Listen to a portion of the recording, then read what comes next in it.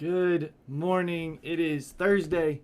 I am so glad that you are here. I'm glad to be with you. Sorry that we were just a few minutes late. I lost track of time. And so I was getting busy doing some other stuff. And then realized I was like, oh, it's 10. We need to get on. So excited to be here this morning. Last night was just a fantastic evening here at Villa. Hopefully you were able to be a part of that and see some of that. And if you're not, that's okay. We are excited to continue doing things throughout the week with you. And then also on Sundays, right? Still making those things available.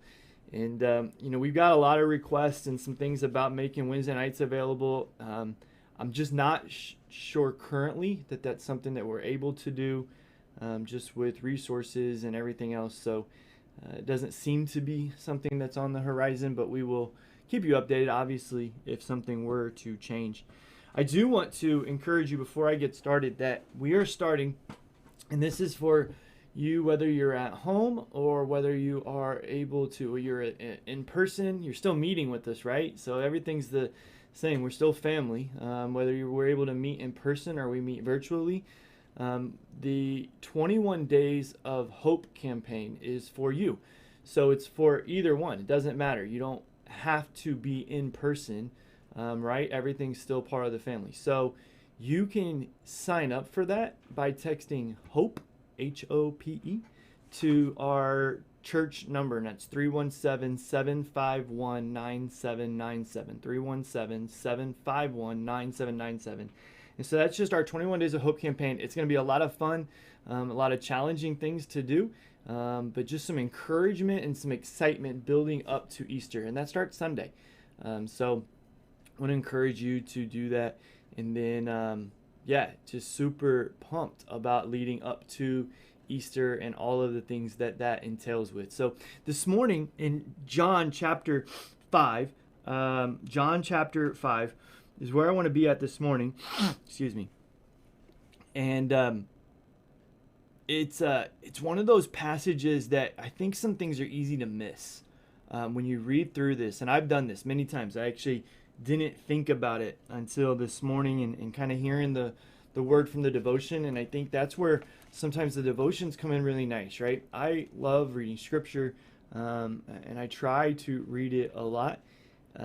But every now and then it's good to hear somebody else's perspective on it, right? And that's why hopefully, these are encouraging to you, these daily things, it's just to give you a word, give you maybe a different way of looking at it than you have done before. This morning, that was what happened to me, and maybe it will happen to you.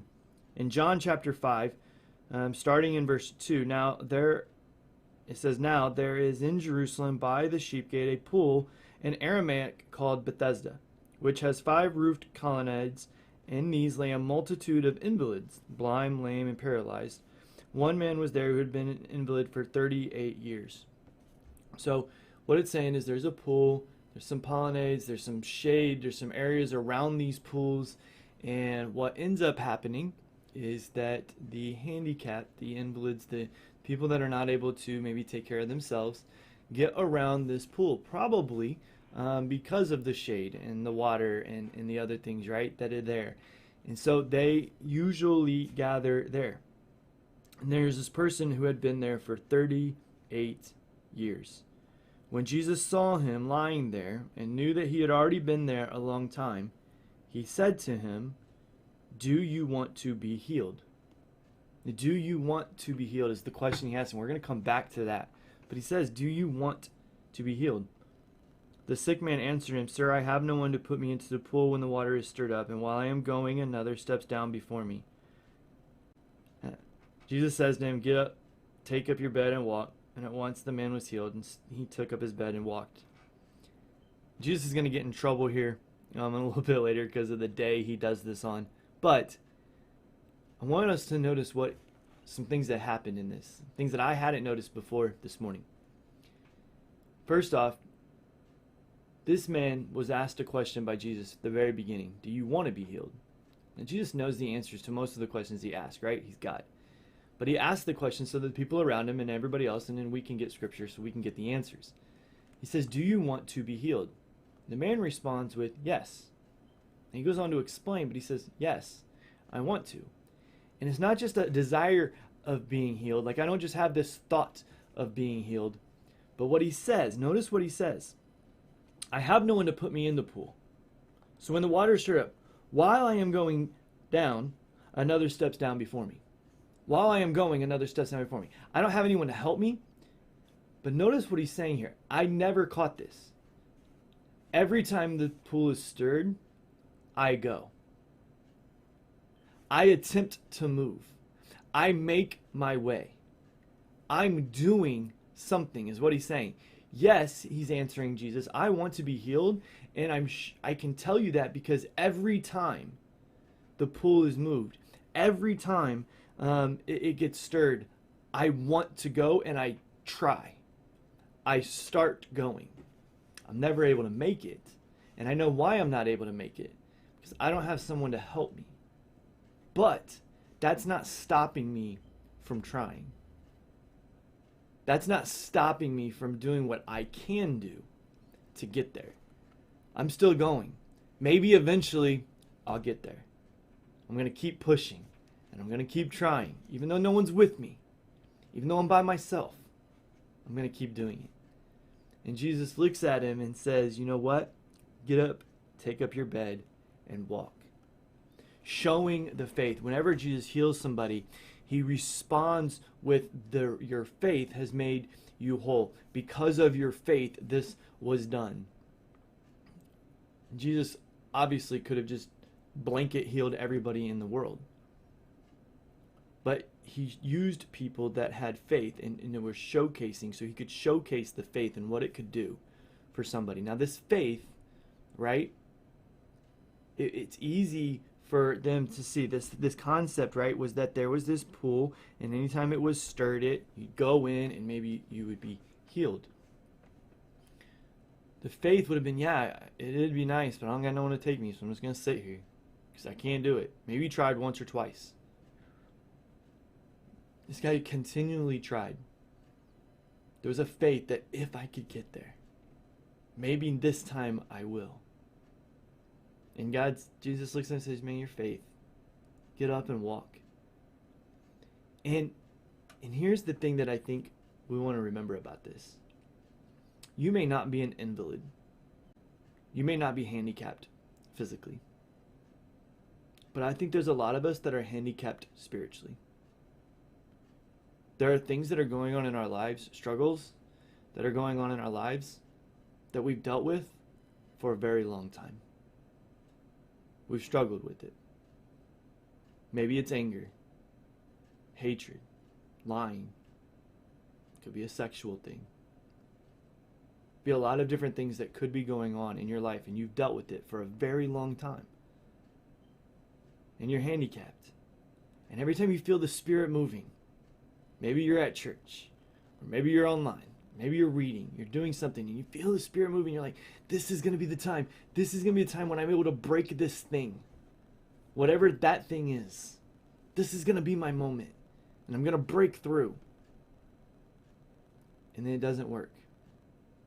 And the next time, and you try again, it doesn't work. You try, and it doesn't work. And the fear, and what ends up happening, the fear that I have for you, the fear that I have for most people, is that what ends up happening is that you give up trying. You see the Spirit moving. You feel the waters stirring. And you just sit. Because you've tried so many times before and it hasn't worked. You've succumbed to the idea that life is not for me. This is something I'm just stuck with. I'm never going to gain victory over it. I'm never going to be healed from it. And I don't think that shows a lot of faith in the God that we serve. Faith would say that Scripture tells me to continue fighting and continue trying, and at some point God is going to heal me. When? I don't know. How? I don't know. But God will. And this isn't contradictory to the idea of what Paul says about being content. Because there's this idea that even though Paul is saying, listen, I get that I have this thing that I'm not being healed from, but I'm not going to sit back and allow this to handicap me. I'm not going to stop and allow this to bring me back. I'm still going to do what I'm supposed to do. And either God is just going to work through the handicap, or he's going to take it away. Either way, I am content. This man was showcasing the same thing. I want to get into the pool and I want to be healed, but I'm still going to have faith regardless. I'm still going to live life regardless. And then that faith was eventually rewarded with a healing of this thing. But that handicap, he had learned to deal with it. He had learned to be content with it. And so while it probably gave some freedom, it didn't drastically, you know what I'm saying? Like it didn't start something in him that wasn't already started. And I think that's what Paul is saying. It's what Jesus is saying here. Like we are supposed to be doing the right thing as much as we can, having faith that God is either going to supply the strength and the mercy and the grace that we need to work through it, or eventually he's going to heal it. Either way, he can be honored and glorified with it. That is the contentment. I'm going to keep striving to fix this. I'm going to keep striving that I don't lose my temper. And when I do, I'm going to think about it. I'm going to work on it. I'm going to figure out what's next, what's needed, so that maybe next time I can't. But every time I lose it, I'm still going to honor God in it anyway. I'm going to go back and I'm going to apologize. I'm going to go back and I'm going to request forgiveness. I'm going to go back and I'm going to restore what is needed, because those are the steps that are needed anyway. And I'm going to do that whether I'm ever healed from my anger issues or not. Every time that I struggle or I sin in an area, it is not my job to just relegate myself to constantly, for the rest of my life, sin in those areas. No, my responsibility is to learn as much as I possibly can, honor God in how I handle dealing with the consequences and being responsible about what happened, and then continue trying to attempt to grow. And again, either God is going to work through that and show other people how to work through those issues, or eventually he's going to heal me and I won't have to deal with those issues. This is why I look forward to heaven the most, right? I know when I get to heaven, I won't struggle with the things that I struggle with here. Sometimes, right, it's a fight to do the right thing. It's a fight to maintain the right mentality. It's a fight to constantly be trying to look for areas to sacrifice yourself. It's easy to sit back in comfort. It's easy to sit back in routine. It's easy to do these types of things. It's easy to fall even in sinful routines because they're hard and it's challenging and it's a battle. And yes, I will be excited when we get to heaven and I don't have to battle those sins anymore. I don't have to worry about what my attitude is like. I don't have to worry about what my thoughts are like. I don't have to worry about how I respond or whatever it is, because it's all going to be good. All of the bad is wiped away. But until that time, my job is to continue pushing forward. And so this question that Jesus asks, do you want to be healed? This is the question that I want to ask you. Whatever the situation is that's in your life, and I'm asking me too in my situations, whatever that thing is, maybe it's laziness, complacentness. Maybe you've gotten into a routine of doing nothing. Maybe you've gotten into a bad habit of being angry or hateful or negative or something, right? Whatever it is, when you've just kind of relegated yourself to like, this is just what it is. This is how it's going to be. Do you want to be healed? Like, is that something you want to do? I just imagine Jesus looking, and a lot of people would have said, obviously, he doesn't want healed, right? He's been here 38 years. You're just like, do you want to be healed? Yeah, and I'm trying every time, is what the guy says.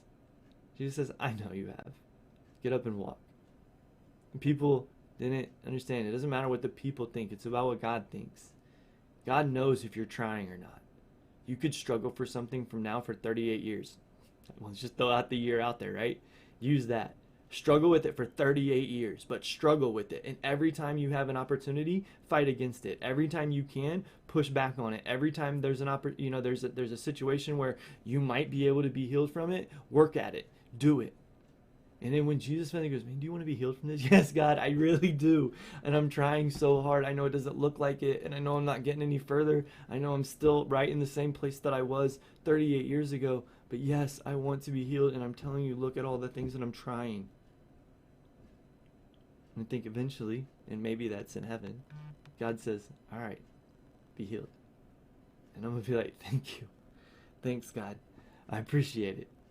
I'm glad I don't have to struggle with that anymore. My question to you, do you want to be healed? If you do whatever it takes. Whatever it takes. Keep pushing. Keep going towards the pool when it gets stirred. Keep going towards the Spirit. Dig in. Find books. You want to work on anger management? There's things to go out there work on. You want to worry about, hey, how do I do more stuff? Well, let's ask the church. Figure your stuff out. We've got plenty of stuff to do. How do I invest? How do I not lose my temper? How do I apologize? How do I act appropriately? How do I be generous?